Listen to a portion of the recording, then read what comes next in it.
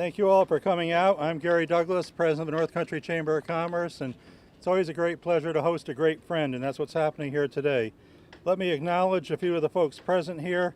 From the Chamber, our Chair, Bill Myers, and our Government Affairs Chair, Alexandra Berry.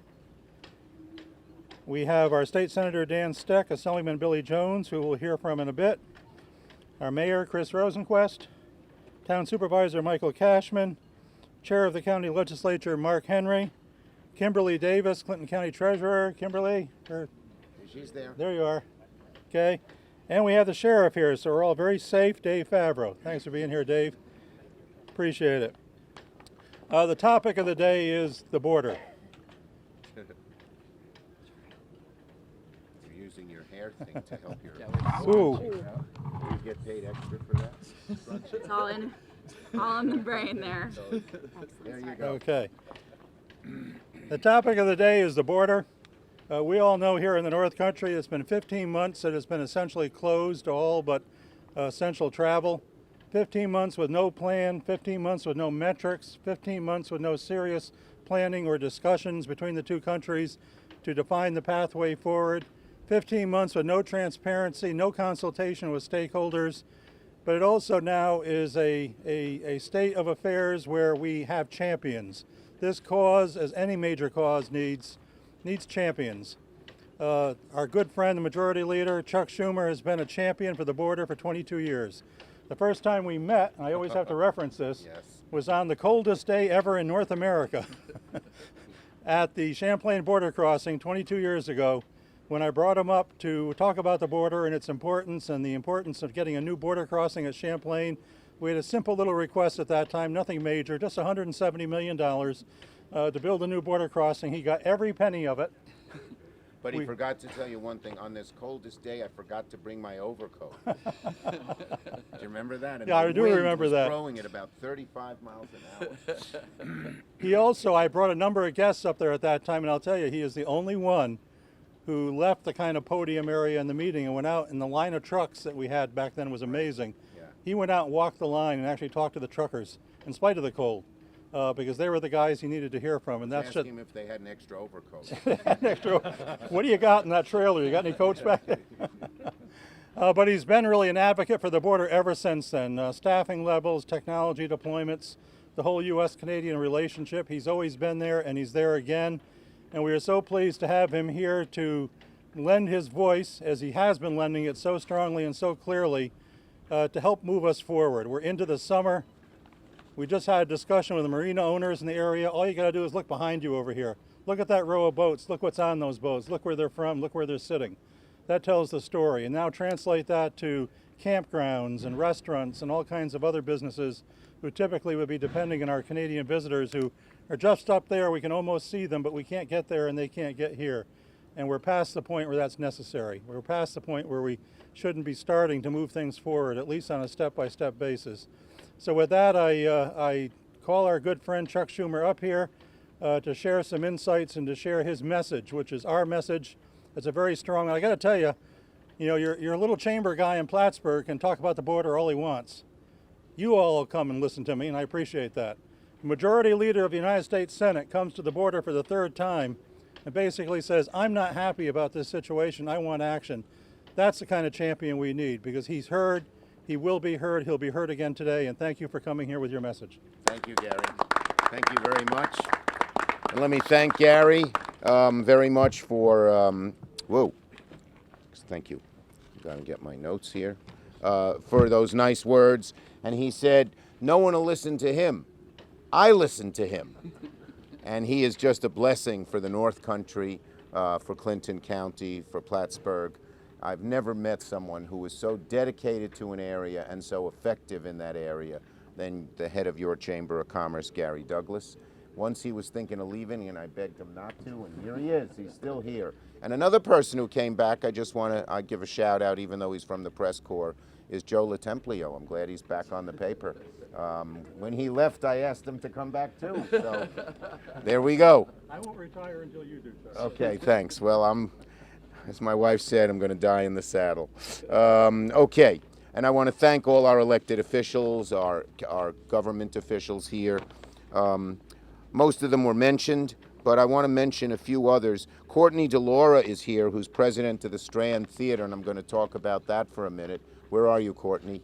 There you are. Yep, okay. Good, I want to thank her for being here. Okay, I don't think I have to, you named almost everybody, right? Yeah, I yes. think so. Okay, but thank you all for, well, I'm going to say them all again. Mayor Rosenquist, Senator Steele, Assemblyman Jones, Supervisor Cashman, Chair Henry, Treasurer Davis, Chair Marking, Chair Myers, Chair Barry. They're all chairs of different groups, but I'm not reading the groups. President Tom Nichols of Strand, Courtney I mentioned, and we have Deb and Molly, who are staffers, chief of staffs for Senators Steck and Assemblyman Jones in particular, as well as Matt Spiegel and the other marina owners who I had a little chat with a few minutes ago. So first, before I get into, excuse me, and is this my first time, Steve, here as Majority Leader? Yes. Yes, okay. I've been here many times, countless times. I visit each county each year. I visit Clinton County usually more than once a year. But this is my first time here as Majority Leader, so that's a nice thing. And I promised, people said, if you become Majority Leader, how are you going to have time to pay attention to such a big state like New York? But I promised I would, because that's how it's much better to be here and see what's going on than just talk on the telephone or read something. And when I get on the phone today, hopefully later today, with Secretary Mayorkas and Secretary of State Blinken, I'll have real stories to tell them, just looking at the names of these boats here, which you wouldn't do if you talked on the telephone or whatever. So being here is important for me doing my job, and I will keep coming. So first about Strand, Tom McNichols and Laura are here, Courtney DeLaura are here, we're here to celebrate the Strand Theater receiving $356,000 from the Shuttered Venues Operator Grant. As many of you know, this was one of my passions in the ARP bill. Our arts stages, whether they be theaters or little gathering places, were just clobbered by COVID because people needed to gather. You couldn't show up at a movie theater. You couldn't show up at a little venue where people performed, or a club or anything like that. And the arts are very important, not just to New York City with Broadway, but to all of our communities in upstate New York. They're vital. It's estimated that they're 5 to 10% of our economy when you add all the externalities. And so I worked hard to get this done, and it's a lifesaver because I guess, isn't that right, Courtney? You were bringing in no money for how long? Since this ends March of last year. Yeah, because no one would show up at a theater. So this is a lifesaver for them. And I thank you and Tom for being so good about Strand Theater. Okay? I visited Strand, you may remember, in 2010 when the rehab efforts were starting. Oh, you weren't here then, I don't think. No. Okay. And Strand is a beautiful and historic theater. It holds a special place in the cultural fabric of the North Country, and I'm proud to be delivering the funding for Strand. And in the same tranche of funding, by the way, RetroLive in Plattsburgh got $231,000, and the Cumberland 12 movie theaters got $758,000. So they'll all be allowed to keep going. And this is how this ARP bill, which I had a big role in designing, wasn't just, highfalutin. It's helping our local communities and in our smaller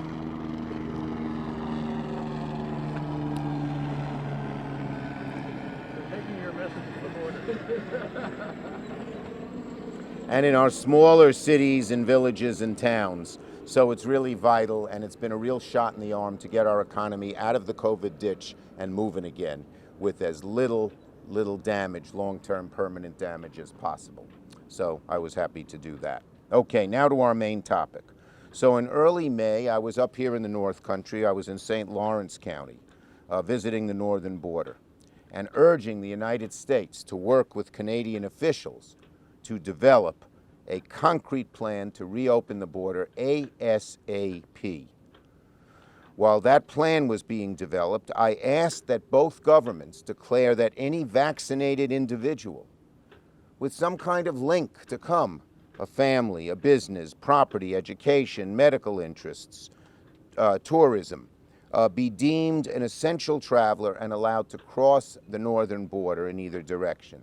If we can, once we know how to identify people who are vaccinated, and you can have them go to football stadiums or movie theaters or anywhere else, why can't they cross the border?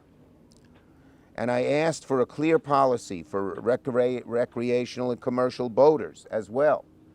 Not here on Lake Champlain, but over up on the St. Lawrence not too far away. They have this idiotic rule, Canada does, that if you're out on a fishing boat, you can't cross into Canadian waters, even though you don't have any intention of ever lighting in Canada.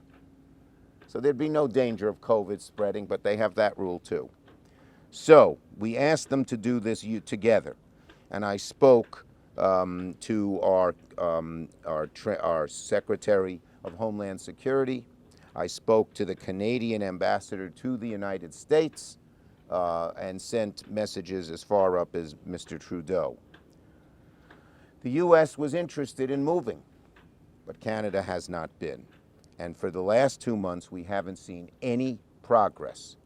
And that's not acceptable. It is unacceptable to have no progress when the summer is the season more than any other, where we need here in the North Country and throughout New York State, we need the Canadians for our economic livelihood, and they want to come here. When I first announced I wanted to do this, not only did I get calls from New Yorkers, from Buffalo to Plattsburgh and everywhere in between, but I got calls from Canadians saying, please push our government to do this.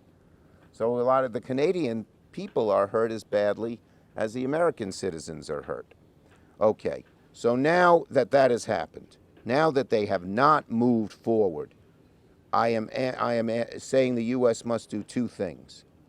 First, we expand the definition of essential travel to include vaccinated Canadian citizens with family, property, educational, medical, tourist, or business interest. And then the United States on its own should unilaterally open the border to vaccinated Canadians. If Canada doesn't want Americans to come there, that's their business. We hope they will stop that. And we're pushing to get them to change. But we can on our own say we welcome Canadian citizens here. And it's been made all the more current by the fact that yesterday, Canada dropped its quarantine requirements. So that in other words, if you're a Canadian who comes here to the US, when you come back, you don't have to be quarantined anymore for 14 days, which might have inhibited people from coming even if we had opened the border. So that's good. Let me give you another anomaly. You can fly here. If you're a Canadian citizen, you can fly and land here. And some of the boat owners in this marina, who are Canadian, 90% in one marina, 97%, I was told, in another marina. A few of them are coming to fly here, but what's the sense of that? I don't get it. So we know how to do this. So I've written to the two top people, Secretaries Mayorkas and Blinken.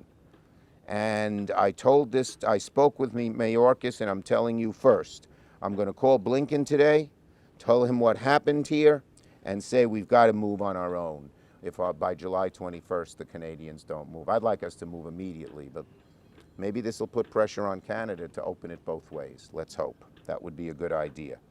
Here at the Plattsburgh Boat Basin, look at the names of the boats as Gary, wherever he was, there he is. As Gary mentioned, it's 90% Montreal, Montreal, Quebec, Montreal, or shall we say Montréal, Montréal, Quebec, Montréal, je parle un peu français. So they're getting killed because the Canadians can't come here. They usually come for the summer, and as Gary said, they don't just stay on their boats. They shop in the stores, eat in the restaurants, go to the Strand Theater, do all kinds of activities that benefit our economy. So we need them to come. And with us today are people from the Gilbert Brook Marina, the Shazy Yacht Club, Montes Bay Marina, Treadwell Bay Marina, and Westport Marina. So there are a lot of marinas affected. It's estimated that Canadian travelers, 2 million of them in 2019, contributed hundreds of millions of dollars to our North Country economy. But for over a year, as Gary said, The borders remain closed to all but a few. In 2020, car traffic, cross-border car traffic, was down 98% at both the Champlain and Rouse's Point crossings. Loved ones have been unable to see their families. Lots of families are on both sides of the border, can't see them. And even though they're minutes away. The anomaly is a U.S. citizen can fly all the way to Europe, but can't go over the border even if it's a few minutes away in Canada. That doesn't make any sense whatsoever. And businesses, of course, who rely on cross-border activity have seen their bottom line slashed. Property owners who have vacation homes across the border, that goes both ways, not just boats, but homes, can't cross and use their property. And in fact, this is crazier than crazy. The Canadian government is considering a levy on property in Canada if you haven't visited it for a longer period of time, and then they don't allow the Americans to visit it. It was originally done to have some of these Europeans who bought all these homes up and, left them fallow. But it makes no sense, so we're asking them to make an exception for that as well. We have high vaccination rates in New York. We're one of the highest in the country, and we've had a big subsequent decline in cases. So have we throughout the U.S. So it's clear that an agreement can and should be reached to accommodate the border communities without compromising the fight against COVID-19. But the Canadian government continues to lack urgency, as this situation requires. So, if we can't get the Canadians to budge, we should do it on our own. And that's essentially what I'm urging today. We don't want to lose another summer season. It's too important. Now, don't get me wrong, my top priority would be a bilateral agreement with Canada so we can flow both ways. But if Canada's still intransigent on that, we should do what we can do and do this on our own.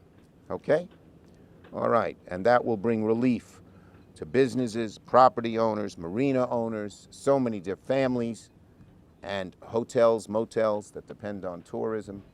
So that's why I'm here, to say I'm doing this. I've announced it here in Plattsburgh, and we'll keep fighting till we get it done. Thank you. Who is the next speaker? Steve, the great Steve Mann, who has run our office since I became senator in 1999 and has had a keen interest in the North Country. Go ahead. Absolutely. Are you calling the speakers? Yeah, let me ask Art Spiegel on behalf of the marinas, our host here today at Plattsburgh Bay Boat Basin, to say a few words on behalf of the marina. I never say only a few. Then you should be in the Senate. That's a matter of I opinion. meant the state Sure. Senate. Well, certainly welcome everyone, and I really appreciate the fact that so many marina owners were here to take up the cause, and the senator certainly understands, and as I said to him earlier, he got up bright and early this morning to be here in Plattsburgh, New York for our cause, and we certainly thank you, sir. Appreciate it, Mr. Thank you. Spiegel. Okay. Thank you. Tom McNichols from the Strand. Hi, my name is Tom McNichols. I'm the board president at the Strand, but also a 20-year veteran classical singer and member of the American Guild of Musical Artists. So I'm here today to share a sincere thank you for the Strand, but also the entire nation, of recognizing the importance of the arts moving forward in our community and all across the country. So Thank you, Tom. You can see he's not a tenor, he's a bass. Right? Is that true? Yeah.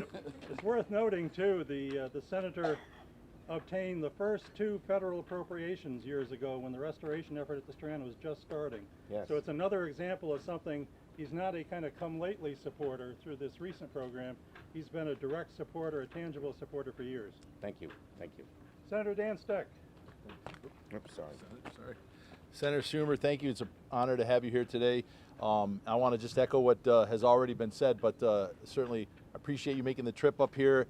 But as Gary pointed out, you're certainly no stranger to the North Country, and I couldn't agree with you more. While a bilateral would be certainly welcome and preferred, representing the North Country and hearing from so many business owners, marina owners, family members, friends of mine that have family having babies on the other side of the border, can't go visit grandchildren that were just born because of these rules.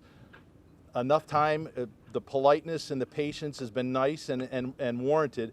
But I think you're 100% right that now is the time to move forward if we need to unilaterally, given where we are with the virus and given where we are with the vaccination program.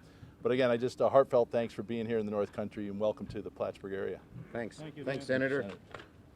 Assemblyman Billy Jones, who has had a few words on this topic. Yes, many of you have already heard everything that I have to say about the border, but truly it's a gratefulness beyond what we could ever say to you, Senator, for being here, pushing for this. As what was said, it's ideal to have a bilateral agreement, but we're at a stage now, and you've heard us talk about this for the past couple of weeks and past several months, where we need to put some pressure on our friends and neighbors to the north here, the government, put pressure on them to make sure that we get this border open in a safe manner. We always say in a safe manner, but we can do it in a safe manner now. It's been proven that we can do it. We should. That border needs to be open. I've heard stories upon stories upon stories, and many of you were there at a press conference that Gary and I had a couple of months ago, hearing the loved ones that have been the gut-wrenching, heart-wrenching stories that they have told during this, and seeing the emotion that they have had separated from their families. We need to get that border, not only for the economic reasons that have been stated here and the senator put so well, but family members that have been separated by this. It's long past due. We've been asking and requesting for a stepped-in, phased approach. We have not gotten anywhere on that. Now is the time for this unilateral approach, and I can't thank you enough, Senator. Thanks you so Billy. much. Thank When you. you have the majority leader of the United States Senate here in Plattsburgh, New York, calling for this, this will get people listening, and I want to thank you for that so much. Thank you. Thank you, Appreciate Billy. it. Is that it? Yeah, Okay, questions? we'll take questions on this subject. This is a very important subject, so we're not going to go astray. And that may disappoint you, but sorry. Yeah, I usually give you questions on any subject. My understanding is sometime over the weekend, I think it might have been even yesterday, Trudeau kind of hinted that his original goal, he was kind of changing it and upping the vaccination rate, so making it even harder to reach a goal to open the border. Did you hear about that? And if I you did what do you not. think? But look, that's why the frustration, as Billy mentioned, that we have with the Canadians. We have a great relationship with the Canadians. It's, you know, the longest peaceful border, I guess, in the world. And it's good. But we're frustrated. And the vaccine rate in America is very high. And we're able to mingle and mix in many ways. Canada should, you know, Canada should recognize that. We're not telling Canadians to allow Americans in that aren't vaccinated, or even send Canadians here who aren't vaccinated. But if you're vaccinated, of course you should be able to come, like you can go to a football stadium, like you can go to a movie theater. Would this work if Canada hadn't changed its quarantine Well, rules? it's sure up to Canada how to do this, and you know, I don't quite, the politics there on this issue is a bit convoluted, I think. Okay? Any other questions? Off topic? Nope, we're not doing that. Okay. A round of applause for our guests. Thank you, everybody. Great. Okay. Thanks, folks. Nice to see you. Thank you, my friend. Thank you. Pleasure. Thanks.